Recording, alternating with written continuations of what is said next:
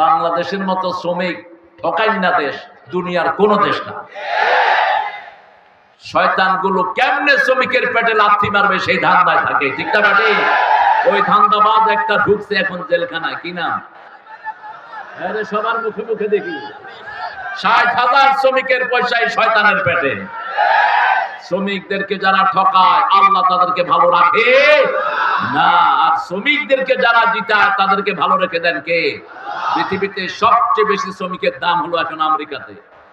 আপনি যে কোনো লেবার দিবেন, কাগজ থাকুক আর না থাকুক, $10 1 ঘন্টা, 1 ঘন্টা $10। If you don't pay it you have to go to the jail. আপনি দিবেন না, ও কমপ্লেন করবে, পুলিশ কান ধরে জেলে নিয়ে যাবে।